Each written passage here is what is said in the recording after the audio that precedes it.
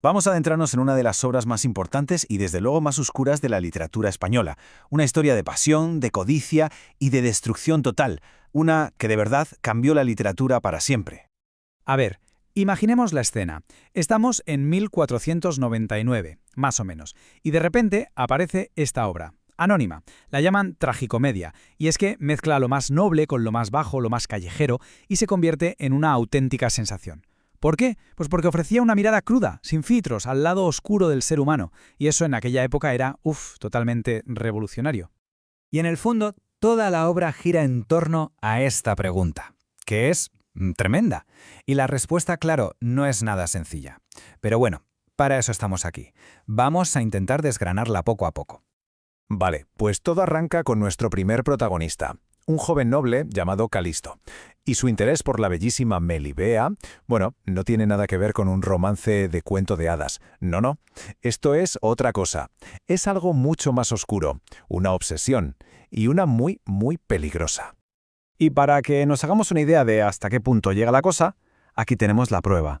Calisto declara su amor usando unas palabras que, hoy nos sonarían muy intensas, sí, pero es que en la España de finales del siglo XV eran una blasfemia en toda regla. Fijaos bien, sustituye a Dios por Melibea, o sea, convierte su pasión en una especie de religión herética. La audacia que hay que tener para hacer algo así es increíble. O sea, que quede claro.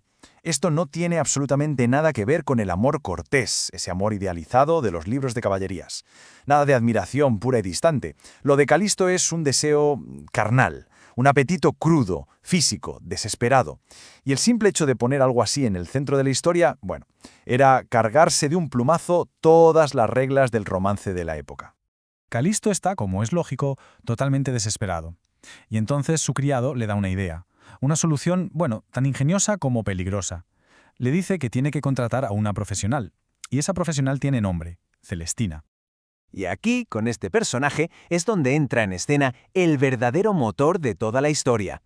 Ojo, que Celestina no es una simple casamentera. El término es alcahueta, que en esa sociedad era una figura de poder, alguien que se movía en los márgenes, a menudo temida, pero también respetada.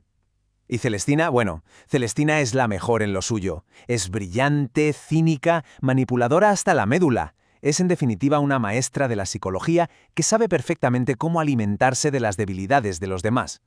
Y fijaos en sus herramientas de trabajo. Son una genialidad. Un simple ovillo de hilo, por ejemplo, le sirve de excusa perfecta para entrar en cualquier casa. Utiliza pócimas, cosméticos, algún que otro conjuro, todo para crear una atmósfera de magia, de sugestión. Pero su arma más poderosa, la de verdad, es su conocimiento casi sobrehumano de lo que mueve el mundo.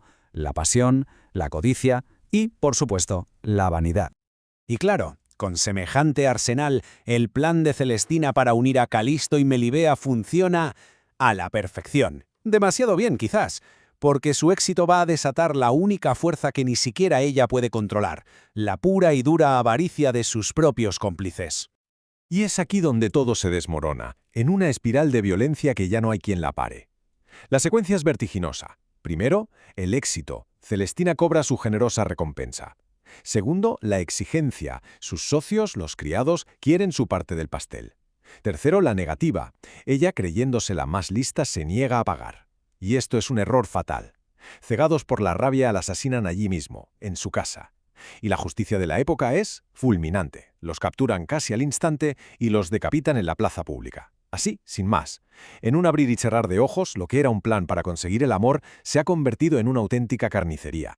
Así que tenemos a Celestina y a los criados muertos. Y con ellos fuera de juego, la tragedia, lejos de detenerse, pisa el acelerador. Ahora es imparable. Y va directa a por los dos que lo empezaron todo, a por los amantes. Ahora sí que sí les llega su turno. La escena es la siguiente. Es de noche, Calisto y Melibea tienen un encuentro secreto en el jardín de ella. Y de repente, todo se va a torcer por un simple ruido. Un pequeño alboroto en la calle que llama la atención de Calisto. Él, que se cree un héroe, se apresura para ver qué pasa. Pero al bajar por la escalera que usaba para escalar el muro del jardín, resbala y se mata. Así de simple. Una muerte instantánea, absurda, patética casi. Sin nada de gloria, sin ceremonia. Un final ridículo para una pasión tan desmedida. Y lo peor de todo es que Melibea lo ve. Desde lo alto de la torre de su casa es testigo de ese final tan patético, tan repentino, de su amado. Imaginemos el estado en que se queda, completamente rota. Corre a buscar a su padre, a Pleberio, y se lo cuenta todo.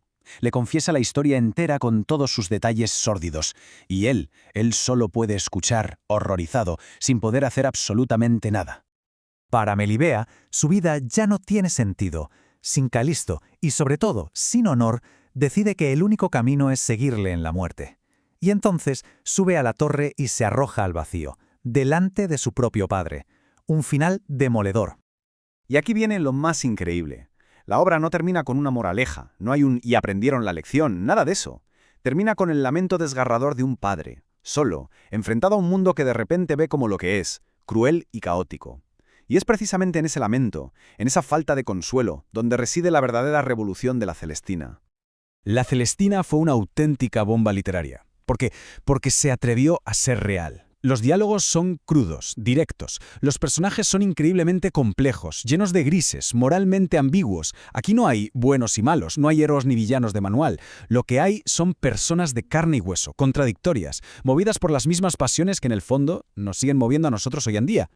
Y todo esto conecta con una cita, una del filósofo Heráclito, que aparece ya en el prólogo. Esta es, digamos, la clave filosófica de toda la obra. La idea de que el mundo no se rige por un orden divino ni por la justicia, sino por el conflicto, por una lucha constante. Es una visión del mundo desoladora, la verdad. Y el lamento final de Pleberio es la confirmación brutal de esta idea. Han pasado más de 500 años, y la tragedia de Calisto y Melibea sigue ahí, como una advertencia brutal sobre lo destructiva que puede llegar a ser la obsesión.